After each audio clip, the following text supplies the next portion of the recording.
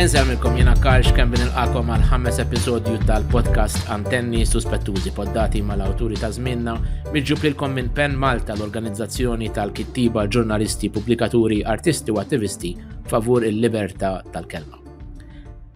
Il-mistieden tal-lum huwa awtur li dawk li huma mitla ta' triki letterarji jarawh ta' spiss jintroduċi awturi oħra. Iżda rari nisimgħu lilu jitkellem dwar il-kitba tiegħu stess. U għalhekk il-mistieden tal-lum huwa Keith Borch. Merħba Keith. Grazzi tal-istadina, Karl. Keith, fejn qiegħed bħalissa? Bħalissa qiegħed Malta, id-dar tiegħi Għajndwieli, ġewwa Raħal Ġdid. Wara snin twal niġri madwar id-dinja, bħalissa rġajt qiegħed Malta. U fej tikteb normalment? Kif għandek xi ritwal ta' kif tikteb? Mhux neċessarjament, normalment nintefa' mal-mejda tal-ikel, imma skont, jekk tkun pereżempju xi poeżija ġieni ħsieb nikteb kullimkien fuq xi ikun, jekk ikunu tissues, karti, mbagħad il-poeżija għadni niktebha bidejja normalment, naqra old school. Imma l-istejjer ovvjament differenti, imma nikteb ħafna l-idejat u anke l-poeżija normalment bidi, nħoss ċertu konnessjoni mal-karta, għax mal-laptop jew insomma ma fuq xiex tikteb hemm ċertu kważi kesħale. L-isem jali mhumiex mitla tiegħek irridu ngħidulhom li inti għandek kitbiet minn poeżija għal novelli li pubblikajtu l-snin fosthom il-Paraboli tal-Imġienen li huwa ktieb li ħareġ sentejn ilu li ħankunu qed nittrattaw illum. Però qabel nibdew nifukaw fuq il-kitbiet tiegħek, għadu kif intemm il-Festival Mediterranju tal-Letteratura, inizjattiva importanti ferm ta' kull sena minn Inizjamed li inti attiv ħafna fiha. X'tista' tgħidilna kif mar din is-sena u x'kienu l-aspettattivi tiegħek ma' dak li lħaqtu? Dis-sena qed niċċelebraw il-25 sena mit-twaqqif ta' Inizjamed, ġifieri kienet sena importanti ħafna lina, u 18-il sena li ilu jsir il-festival. Il-festival jieħu sena sħiħa letteralment, ġifieri aħna diġà ltqajna għal post-mortem biex naraw kif morna x'nistgħu ntejbu ħalli nibdew nippreparaw għas-sena d-dieħla. Morna tajjeb, naħseb li kien hemm inqas konkurrenza mis-snin li għaddew, irridu naraw għaliex.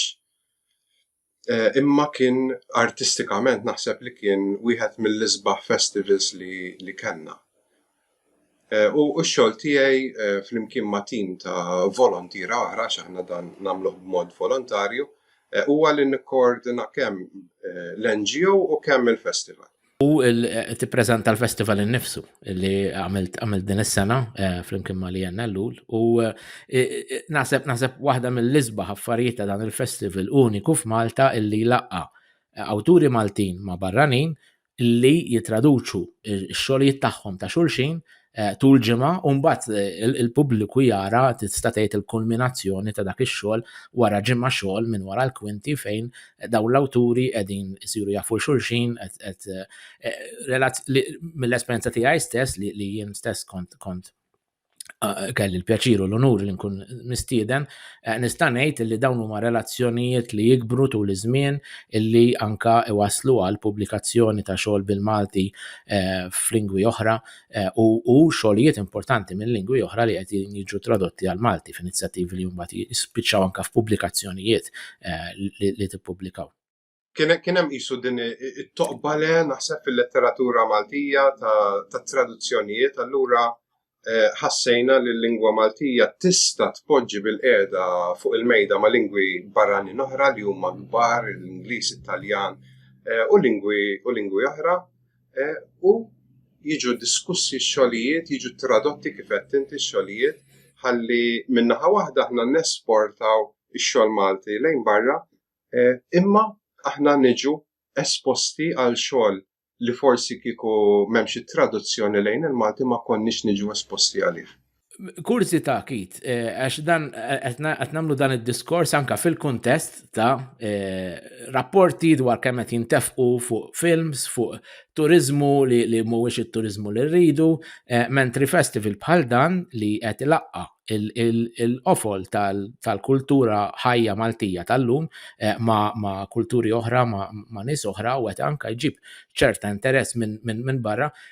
Il-kurzita tiegħi għax xajnuna x-support qed issibu mill-awtoritajiet jekk xejn jekk jiġi dan is-support. Hemm xi support li jingħatalkom? Support finanzjarju insibu mill-Kunsill Malti għall-Arti li nieħdu daw il-fondi huma maqsumin fuq 3 snin u issa rridu nibdew naraw ukoll minn fejn se nġibu forsi iktar fondi u iktar sponsors għaliex il-festival biex ittella dan it-tip ta' festival bil-kwalità li kollu jiġi jiswa ħafna flus. Il-maġġoranza tal-flus jintefqu fil-loġistika, ironikament, ma jmorrux lejn l-awturi. L-awturi jieħdu farka żgħira minn dan ix-xogħol kollu, minn dan il-flus kollha. Imma kull sena rasi dejjem inkissira flimkien ma' sħabi l-oħrajn kif se nagħmlu dan il-festival ftit iktar sostenibbli imma mingħajr għajnuna ta' fondi l-ebda naħseb festival fid-dinja ma jista' jsir. Inkredibbli, ġifieri l-unika għajnuna finanzjarja li qed tingħataw hija grant ta' 3 snin mill-Kunsill tal-Arti. Prattikament, u dan huwa l-unika festival li tal-letteratura, ġifieri. Ma dik hija l-parti l-iktar pubblika tiegħek li tippreżenta, tiffaċilita u tgħin tant awturi oħrajn f'inizjattivi bħal dawn tal-inizjament li toħodlok ħafna, nimmaġina toħodlok ħafna mill-ħin tiegħek. Huwa full-time job mingħajr ma titħallas, bażikament. Nifukaw ftit għax naħseb irridu nagħmlu ġustizzja miegħek billi għal darba nifukaw ftit fuq il-kitbit tiegħek. U nixtieq nibda bil-Paraboli tal-Imġienen li huwa l-ewwel ktieb tiegħek ta' stejjer li ħareġ sentejn ilu. Huwa ktieb ta' stejjer pjuttost eklettiċi u varji u jvarjaw mod kbir għandek mill-ispirazzjoni ta' ovvja ta' Edgar Allan Poe, għandek allużjonijiet anka għal Bergman u l-films u l-Sarah Kane. U għandek mbagħad l-aħħar waħda li naħseb hija l-kull minnu tal-istejjer miġburin hawnhekk f'dawn il-paraboli hemm Repubblika li titratta l-qtil ta' Daphne Caruana Galizia u kif aħna kollha Maltin nirrelataw magħha. Imma l-ewwel xejn dawn huma inti qed tissejħilhom Paraboli tal-Imġienen. Min huma dawn l-imġienen? Jitkellmu jew hemm xi ħadd ieħor qed jirrakkonta l-paraboli tagħhom? Naħseb l-imġienen huma dawk li joħorġu il-barra minn norma, mela xi darba fis-soċjetà xi ħadd arbitrarjament qalilna d-din hija n-norma, jekk toħroġ il-barra minn din in-norma mela inti se tkun meqjus miġnun. Issa ovvjament daw in-normi jevolvu, jinbidlu tul iż-żmien f'soċjetajiet differenti u allura dak li naħsbu li huwa ġen jinbidel ukoll, id-definizzjoni tal-ġen tinbidel kważi wkoll. Allura dawn l-istejjer jiena dejjem affaxxinawni dawn il-fatti li inti toħroġ il-barra mill-linja li meta konna żgħar kienu jgħidulna ara ma taqbilx il-linja meta tkun qed pinġi, imma li toħroġ il-barra mill-linja li toftoq il-karta li għandek ċertu sens ta' libertà iktar espressjoni u ċertu sens ta' ribellioni mqarba kważi anke meta tkun żgħir.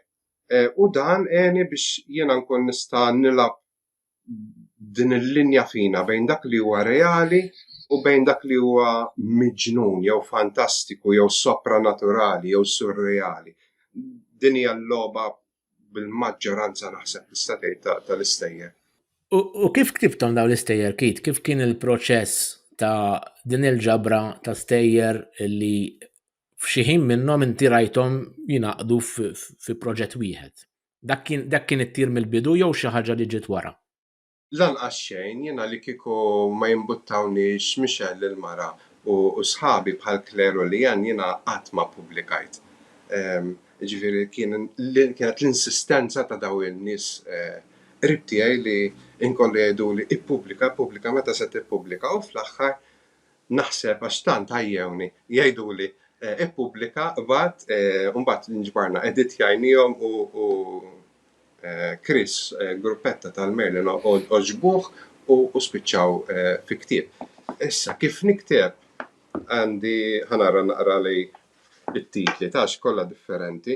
Per eżempju hemm ħolma jew storja ta' mħabba kienu frammenti li ftakart minn ħolm. Imma kienu frammenti li ma kienux jagħmlu sens u mbagħad żviluppaw fi storja. L-attur famuż kif qed inti hemm bla dubju l-influenza ta' Edgar Allan Poe, The Pit and the Pendulum. Il-kittieb u l-logħba ċess kienu ilhom miktubin xi 10 snin, u mbagħad erġa' jdorthom u editjajthom qaċċat minnhom. Ġifieri Borza ktibta waqt li kont fil-kwarantina ċ-Ċina. U Repubblika ovvjament kif qed inti hija ir-reazzjoni tiegħi lejn il-qtil faħxile tal-ġurnalista Daphne Caruana Galizia. Ġifieri kollha ġew minn ishom sorsi differenti li mbagħad inaqdu b'xi mod flimkien. Jiena ma npoġġix u nikteb, ma nistax nifhem, ma m'għandix id-disċiplina naħseb li nagħmilha fil-verità, imma meta jkolli idea ddum tawwar ġewwa rasi, imbagħad f'xi ħin inħoss il-ħtieġa li nikteb u normalment l-istejri jinkitbu f'darba, mbagħad titlaqhom, mbagħad teditjhom. Li kont se nsaqsik huwa li s-soltu l-parabola nisimgħuha bit-tir li nitalmu xi ħaġa, li tgħaddilna xi ħaġa. Jien m'għandix dubju li dan mhux lan tiegħek li tkun didattiku, anzi qed nassumi li qed tkun ironiku fl-użu tal-kelma parabola. Imma xi ħaġa trid tgħaddi lill-qarrej u x'hekk. Mhux b'mod konxju ħanejdu hekk.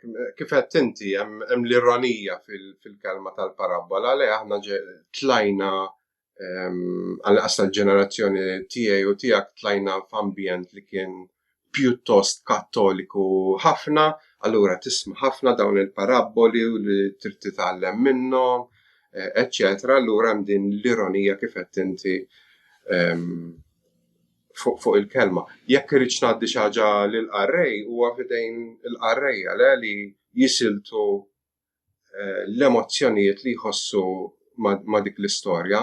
B'mod konxju ma rrid ngħaddi l-ebda massaġġ, ma rridx inkun didattiku, naħseb għandna biżżejjed xogħlijiet li huma didattiċi, ma rridx inżid magħhom. Jinħadd biex ngħaddi messaġġ lil xi ħadd ieħor.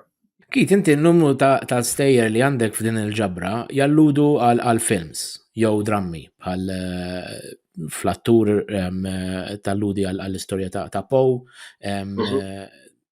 hemm l-logħba ċess imnebħa minn The Seventh Seal ta' Bergman, hemm oħrajn ukoll. Kemm hu importanti għalik li l-films u anke l-kotba li tikkwota tul l-istejjer, kemm tiddialoga magħhom, kemm tisraq magħhom, kemm tisraq minnhom, kemm tieħu minnhom bħala starting point għal dak li trid tgħid int forsi reazzjoni għalihom.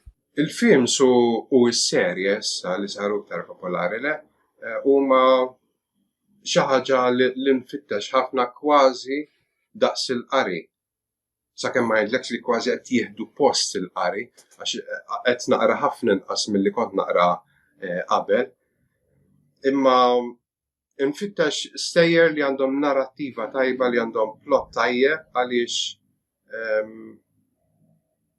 minn barra li tieħu gost, ġifieri l-letteratura jew il-film jew l-istorja l-ewwel nett trid tieħu gost, imma mbagħad tkun tista' tara kif hija maqsuma l-istorja kif qed jiżviluppaw il-karattri u minn hemm tibda forsi tieħu xi idejat kif qed inti li forsi jibqgħu hawn ġew u mbagħad xi darba joħorġu kif qed inti bħal The Seventh Seal ta' Bergman. Ovvjament l-influenza ta' Poe qedem imma dak kont bdejt naqrah meta kont żgħir, forsi naf kelli 13-il sena u naħseb wieħed mill-ewwel kotba bl-Ingliż li bdejt naqra kien ktieb daqshekk Tales of Mystery and Horror ta' Poe u kien ġennin li moħħi kif tista' timmaġina ta' dik l-età. Ktieb kbir li anke jinbaqa' f'moħħi u li Meta narġa' naqra l-istejjer ngħaddi minn esperjenza differenti, però tibqa' l-memorja ta' meta qrajthom l-ewwel darba bħala tifel bħalek u nista' nimmaġina l-effett li jkollhom. Element li għandek f'dawn l-istejjer u għandek xeni ta' sessu masturbazzjoni l-hawn u lem li mhix ġenerawha ta' spiss fil-letteratura Maltija, forsi għaliex tant huwa diffiċli li tikteb dwar is-sess bla ma tispiċċa fil-pornografija jew x'in il-kelma fil-medjokri. Kif tinnavika f'dan il-baħar bejn pornografija medjokrità li inti tinnavika fih tant tajjeb? Ma nasibx li huwa faċli kif qed tgħid inti biex inti ma taqax f'dak li hu ovvju speċi, ma naħseb is-sottili ikun iktar intelligenti, ikun iktar sabiħ, forsi jagħmel iktar effett. Imma huma xeni li l-ewwel niktibhom imbagħad indum naħseb ħafna dwarhom biex nara appuntu li jiena ma naqax f'dan ġifieri għandek daw is-suġġetti tabu, s-sess, il-kliem ħażin, id-da li ma tużomx biex jiena ma nużomx biex noħloq xi tip ta' sensazzjonaliżmu, imma għax ikunu jagħmlu sens fl-istorja, f'dak il-karattru partikolari. Għalhekk biss naħseb li għandek tuża daw is-suġġetti meqjusa tabu forsi. Llum il-ġurnata nimmaġina rinqas imma qisu xorta hemm da it-tabu, kif taf inti tabus jinteressawni wkoll għaliex il-masters kien propju fuq it-trasgressjoni lew it-tabu wkoll. Dik kienet ir-riċerka li inti għamilt għal-masters fil-fatt u hawnhekk full disclosure għandi konflitt ta' interess għaliex parti mir-riċerka tiegħek kienu ukoll il-poeżiji tiegħi, ġifieri dik ma rridx li niffukaw fuq hekk u ma rrid li ħadd jgħid li qed nagħmel autopromozzjoni, però li jinteressani mir-riċerka tiegħek huwa li inti fittix tirriċerkajt it-tabu u fil-poeżiji ta' Mario Zoppardi. Li huwa daqsxejn ta' digression mill-ktib tiegħek, però naħseb digression worth it li nitlu fiha. X'inhu dan l-element tat-tabu li jinteressak tant li ddedikajt ir-riċerka tiegħek letterarja akademika f'Mario Zoppardi, però għaliex jinteressak dan is-suġġett?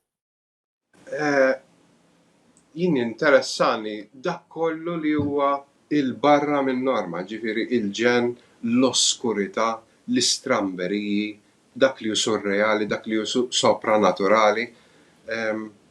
Imma rrid li dawn l-interessi personali napplikhom imbagħad b'mod xi ftit akkademiku, ġifieri jiena qabadt il-kunċetti ta' trasgressjoni, tat-tabu u analizzajt ktieb ta' Mario Zoppardi u ktieb tiegħek imma ma nsemmuhx tal-poeżija, imma rrid nara f'dawn iż-żewġ kotba ta' Le, nsemmuh is-sala huwa passi taħt ix-xita. Ekku, passi taħt ix-xita u ta' Mario Zoppardi kien il-fabrikant tal-marjonetti. U xtaqt naqbad il-Mario għaliex ovvjament huwa naħseb fl-opinjoni tiegħi wieħed mill-aqwa kittieba li qatt kellna fl-istorja tal-letteratura tagħna. U xi ħadd bħalek li wkoll kien qed pushing the envelope ngħidu bl-Ingliż, ġifieri anka fl-istejjer fil-romanzi fil-manifest tal-killer li nistgħu nitkellmu fuq u mbagħad mod teatrali wkoll. Dawn it-trasgressjonijiet kif qed joħorġu b'mod forsi lingwistikament, mela x'lingwaġġ qed tintuża, x'tip ta' tabus, għandek tabus soċjali, tabus lingwistiċi, tabus kulturali, reliġjużi, eccetera, eccetera. U rrid nara kif dan kollu joħroġ fil-kitba ta' Mario li kiteb iktar kmieni minnek le u inti li qed tikteb ħafna iktar riċenti u daw it-tabus kif forsi żviluppaw, forsi ftit minnhom spiċċaw, min jaf. Imma rrid nara kif daw hemm ċertu dinamika bejniethom. U għaliex interessak Mario Zoppardi? Mario Zoppardi huwa naħseb l-idolu ma tantx toġobni din il-kelma, ma għalfini tal-argument nistgħu nużawha l-idolu letterarju tiegħi, le ġifieri l-ewwel ktieb li ħriġtu l-ewwel kitbiet il-kritika ħanejdilek li dejjem kienu jgħiduli trid tinfatam, trid tinqata' minn Mario Azzopardi, għad għandek ħafna Azzopardi ġa fik u trid titbiegħat minnu. Mario kien jgħallimni, imbagħad kien l-ewwel persuna li jurejt ix-xogħol tiegħi lejh b'ħafna mistħija u ħafna suġġestjoni dak iż-żmien meta kien jgħallimni l-università. Imbagħad meta f'daqqa waħda ġie fuq għalli tibda tikteb u tibda tinvolvi ruħek u taf kien Mario ġifieri. Imbagħad sirt nafu ftit iktar, għamilt xi teatru miegħu wkoll. Allura kien hemm relazzjoni naqra iktar profonda, le? Naf eżattament għax jien ukoll kelli dak il-privileġġ li nkun insir naf lil Mario u li kelli privileġġ li jkun dak li jimmotivani tant u li jimbuttani tant. By the way, nimmaġina li int mill-mistednin kollha tagħna s'issa tifhem minn fejn ġej it-titlu ta' dan il-podcast. L-isem tal-antoloġija le ta' sebgħinijiet insejt li ma sena kien ħareġ. Dik kien Antenni. Antenni kien l-isem ta' dik l-antoloġija li kien involut fiha Mario. Però l-isem Antenni Suspettużi huwa vers li juża f'poeżija minn tiegħu u ħanħalluh misteru u nistaqsu l-issemija tagħna forsi jiċċumbaw mill-liema poeżija ta' Mario Azzopardi ħadna l-isem ta' dan il-podcast. Antenni Suspettużi. Nitfaħħamek biex naraw il-segwaċi tagħna. Skużani, poġġejtek on the spot mhux fair. Imma kien mument tajjeb biex nintroduċu din il-kompetizzjoni. Morru lura għal paraboli. L-aħħar storja Repubblika li naħseb hija l-iktar waħda qawwija fil-fema tiegħi u hija impenjattiva tal-ludi għal-qtil ta' Defni, il-reazzjonijiet ta' diversi nies jisu għandna postcard ta' diversi individwi kif jirreaġixxu għal-qtil u wara qtil anka kif il-pajjiż tratta din it-traġedja, din il-katastrofi ta' politika li marret żmerġ, kriminalità organizzata li daħlet Kastilja, mafja li qed tmexxi pajjiżna s'issa qed naraw il-legacy ta' dak li ħallit l-amministrazzjoni preċedenti. Nawel net, kif għajdenna ftit kif din l-istorja stands apart mill-oħrajn hija storja li għandha tista' tkun ippubblikata fil-ktejjeb tagħha stess kważi. X'tista' tgħidilna dwarha? Jiena isri li nifsi bħala osservatur, ġifieri din natura jiena ma tantx inħobb imparla, ġifieri din il-poddata se servini se taħlili l-kliem normalment nitkellem f'ġimgħa. Meta tosserva s-soċjetà u jkun hemm qatt faħxi le bħalma rajna tisplodi lil xi ħadd bomba ta' ngħidu ma jistax ikun li inti ma tiġix affettwat b'xi mod sakemm ma tkunx qed tgħix f'dinja oħra jew sakemm verament tant ikollok tkun maġun, ħanuża maġun u mbagħad niġu għaliha tkun maġun fl-injoranza jew fil-partiġjanizmu li inti ma tindunax bl-umanità. U di tweġġani ħafna fis-soċjetà tal-lum għaliex anke mbagħad nitkellmu fuq il-poeżija twila. Kif jista' jkun inti mdawwar b'din il-kriminalità kollha li qed ngħidu organizzata fl-iktar postijiet għoljin tas-soċjetà isiru qattijiet u qtilu u allegazzjoni ta' korruzzjoni. Imma tgħid kif jista' jkun jiena qed ngħix f'dan il-pajjiż u ma nħoss xejn. U minn hemm tħoss il-bżonn għall-inqas jiena li tikteb xi ħaġa li tirrifletti dak li qed jiġri madwarek fis-soċjetà ta' madwarek. Minn hemm bdiet u mbagħad bdejt naħseb ħafna xi tfisser Repubblika u bdejt nilgħab ħafna bl-idea u qed imma ħafna nies għandhom diversi opinjonijiet differenti. Kif waħda tgħidlek daw il-kwadretti, hemm 10 kwadretti jidhirli, kollha jibdew isa post li ssib taħt kull artiklu jew fuq il-Facebook jew fuq il-medja soċjali huma posts qrib ħafna ta' dak li rajt tar-realtà u għandek posts li varjaw minn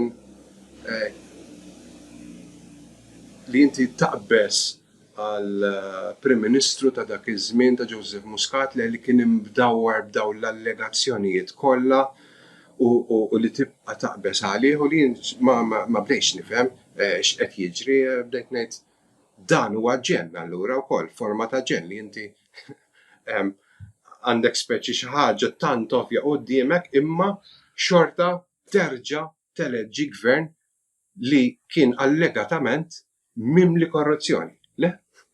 Xi ħaġa li ma sax tifhimha. Imma forsi hemm numru naħseb pjuttost kbir tas-soċjetà tagħna li ma hemm l-apatija. Hemm ċertu apatija, le ġifieri jiena komdu kif jien, l-aqwa li nirċievi ċ-ċekk u l-aqwa li nirċievi l-bonus u x'jiġri minn ħadd ieħor jiena niġi nitnejjek speċi. U naħseb li qatt m'aħna se nimxu l quddiem jekk din il-mentalità li ma naħsibx li ħadd inbidel ta' jiena pjuttost fatalista fil-ħsieb. Ġifieri ma nimmaġinax li se tinbidel għax jiena nagħlem il-poesija ta' Oliver Friġġieri lil-tfal u s-sixth form. Ħafna mill-poeżiji li nagħlmuhom jitkellmu dwar dan il-partiġjaniżmu dwar kif Oliver jixtieq soċjetà aħjar li ma jkunx hemm aħmar u blu, dawn kitibhom fis-70 u fit-tmeninijiet. Illum qegħdin 40 sena wara u għadna nitkellmu fuq l-istess affarijiet. Hija parti mill-indictment tas-soċjetà tagħna li wara traġedja, katastrofi, mhijiex traġedja fil-verità, għaliex traġedja hija meta jinqala inċident li jħodna bla mistenni. Ovvjament kienet bla mistenni, però dak kien kollu orkestrat, ma ġrax mix-xejn. Jinteressani ħafna stilistikament fl-istorja tiegħek huwa l-użu tas-silenzju, għandek ħafna vojt bej kwadrettu ieħor kif sejjaħtilhom inti. Hemm ħafna isu s-silenzju ta' wara l-bomba. Għaliex għamiltu, għaliex neħtieġu dak is-silenzju? Kien importanti anka fil-mod ta' kif qegħdin mqasmin il-kwadretti, ġifieri hemm xi paġni vojta biex anke joħroġ dan iktar l-element ta' silenzju li qed tgħid inti. Imma għandek is-silenzju li jħallik mistaġeb ix-xukjat b'dalat. Għandek is-silenzju li suppost tal-inqas wieħed jew għandu jirrifletti dwar dak li qed jiġri fis-soċjetà dwar kif jista' itejjeb is-soċjetà. Ġifieri daw is-silenzji u jiena jogħġobni ħafna s-silenzju għax fis-silenzju jirnexxieli nikkalma ftit il-ħsibijiet ta' moħħi, jirnexxieli naħseb fuq diversi affarijiet, fuq dak li jiġri madwari, fuq il-ħajja ġenerali, eċċetera. Ġifieri s-silenzju huwa naħseb parti integrali minni li mbagħad f'xi stejjer joħroġ ukoll. Waħda mill-isbaħ kwadretti li għandek f'din l-istorja jidher li jien huwa dak tar-ritwal tal-fjuri li jitpoġġew ta' kuljum u ta' kull lejl fuq il-monument u qisu bil-moħħbi dejjem jitneħħew bil-moħħbi u mhux għax anke fil-pubbliku hija sitwazzjoni realissima li kollha nafu fuq ix qed titkellem. Is-silenzjar tal-protesta, silenzjar anki li tipprova tikkanċella persuna li hija vittma u l-inqatlet li tipprova anke tikkanċella isimha li kifet int minkejja dan kollu, ġifieri llum għandna Ministru li kienet jordna dak għadu hemm, qed nitkellmu dwar Owen Bonnici, qed nitkellmu dwar amministrazzjoni li ridet tikkanċella l-Defni sal-punt li ma setax. Sal-punt li Defni issa she's here to stay u nisbħalek qed jagħmlu mod illi tkompli titfakkar naħseb hija parti mit-triq għall-ġustizzja wkoll lil hinn mill-miswali tal-qrati. Taqranna silta kit minn din l-istorja. Mela kifet kull kwadrett jibda b'din il-kwotazzjoni sejħilha li trid minn xi post fuq Facebook, mbagħad il-post huwa bl-Ingliż u mbagħad inkompli l-kwadrett bil-Malti. I strongly agree that the workers will continue to remove all the rubbish that the activists put near the National Monument. Shame on them. Alfred kaxkar saqajh tul triq ir-Repubblika. Fit waħda pala u xkupa li żmienhom kienu ilhom li rawħ. Flit l-oħra borza taż-żibel imtaqba. Kif wasal quddiem il-qorti, waqaf josserva d-dwa li qatru mill-idħieni. Nefaħ waħda u ħares lura. Ejja Ġamal ħarri u bħallestu. Ġamal ħaffef saqajh u ntela qarku bteħ quddiem il-monument. Dar ritwal tat-tindif tal-memorjal lil Defni sar rutina. Ġamal jiġbor bil-ħeffa l-fjuri u x-xemat u messaġġi minn quddiem u madwar il-monument. Alfred bit waħda wara daru jarrex madwaru. Ritwal fil-beraħ tal-belt iżda kważi jsir bil-moħbi, imkeffen fil-mistħija. In-nies mimlija pizzels u laħmijiet għaddejjin paskajman imma jħaffu kemm il-pass kif jaraw dar ritwal iseħħ. Kulħadd jaf x'qed jiġri, imma kulħadd jilagħba tal-injorant. Darba ddew l-kumment u nfixel. Għalilhom jekk iridu jgħidu xi ħaġa iridu jkellmu l-Ministru għax xogħlu kienet jagħmel. Hekk kif Ġamal mela l-borża qam fuq saqajh. Ma' Alfred m'hemmx ċajt ħidma bla waqfien. Imma ma kienx bniedem kiesaħ. Alfred rabat oqda fil-borża hekk kif it-trak taż-żibel beda riesaq lejhom.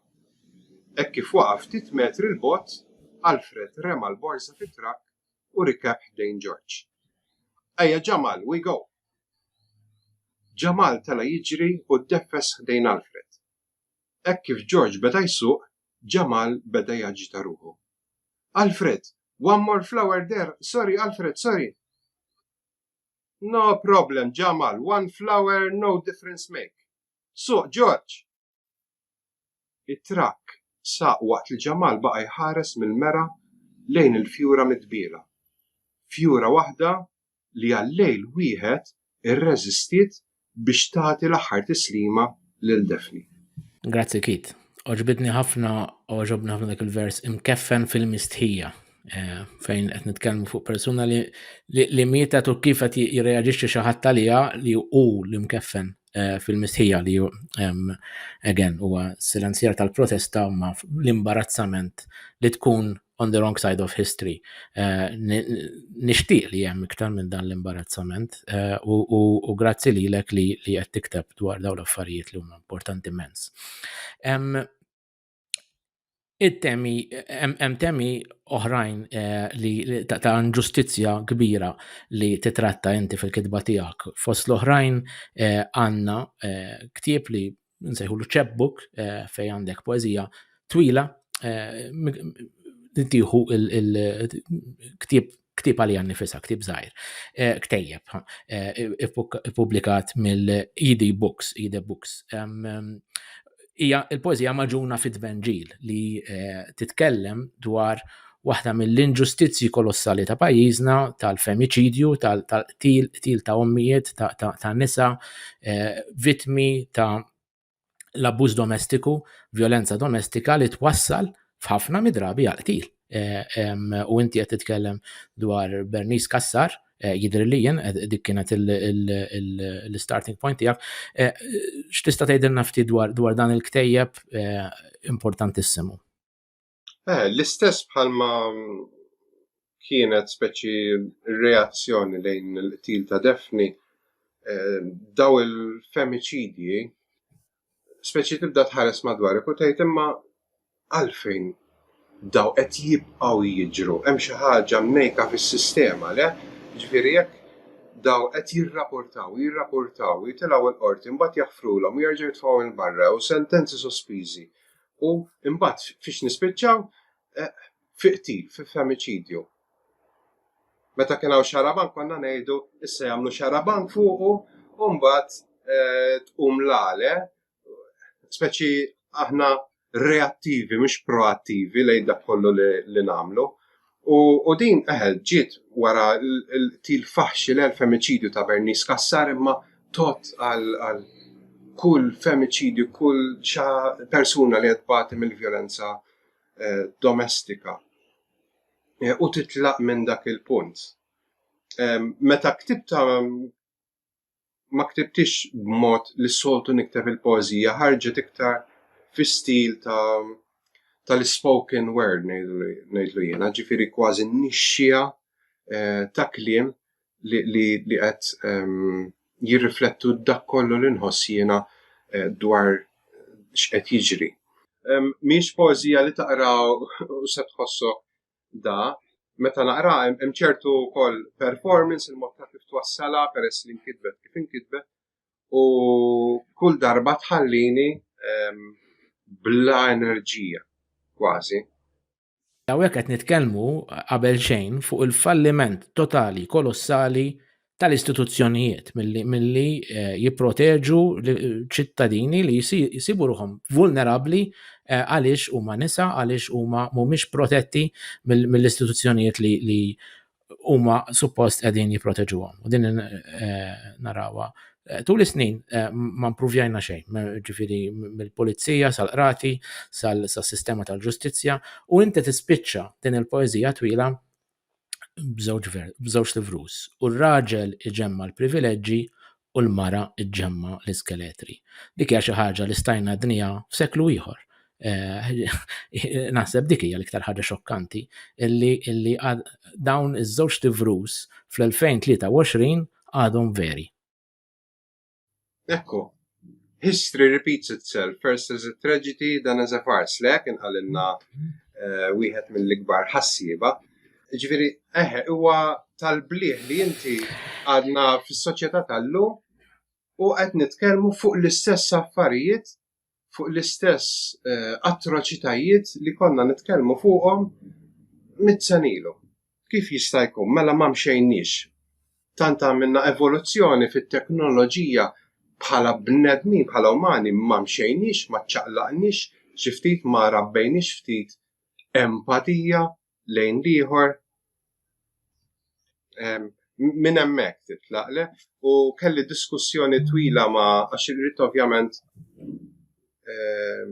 dak li jaħsbu pereżempju Clara Zoppardi li jennellu l-importanti li jkolli mara għax jiena qedtilhom is-sottotitlu għandu jkun miktuba mill-lenti ta' privileġġ le għax jiena privileġġjat li jiena raġel diġà huwa privileġġ imqabbel ma li tkun mara. U speċi meta diskutejna u rawa u tjajnija ma nafx kemm il-darba speċi qaluli m'għandekx għalfejn tikteb li huwa mill-lenti tal-privileġġ għaliex speċi l-poeżija titkellem weħeda. Naqbel perfettament ma dik fil-fatt. Kit fuq ix qed taħdem bħalissa, hemm xi ħaġa li qiegħda fil-forn nistgħu nistennuha toħroġ dalwaqt? Iva, qed naħdem fuq iktar stejjer, ġiri bl-istess għaġna tal-paraboli hemm minnhom li huma aktar politiċi, ħanejdulu hekk, ġifieri fejn jidħol is-sistema edukattiva, fejn jidħol l-ambjent, se nkun qed nitkellem ħafna fuq daw it-temi imma bl-istess venja, bl-istess vina ta' daw l-istejjer, ġifieri jidħol is-surreali, jidħol fantastiku wkoll. Qiegħed qisu nofstri għandi xi 5 miktubin u qed nidittjahom u fadal naf xi 5 oħra li qed iridu jinkitbu. Tajjeb ħafna, dik aħbar sabiħ immens. Grazzi ħafna Kit, ħadd gost ħafna li iltqajt magħna llum u grazzi tal-ħin li tajtna.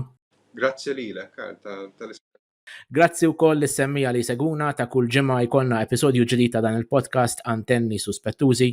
Ħalluna l-mistoqsijiet u l-kummenti tagħkom fuq it-Twitter, il-Facebook u l-YouTube ta' Pen Malta. Biex tissieħbu jew tagħtu donazzjoni ibatulna email fuq penmalta@gmail.com u nwiġbukom bid-dettalji. Grazzi ħafna niltaqgħu.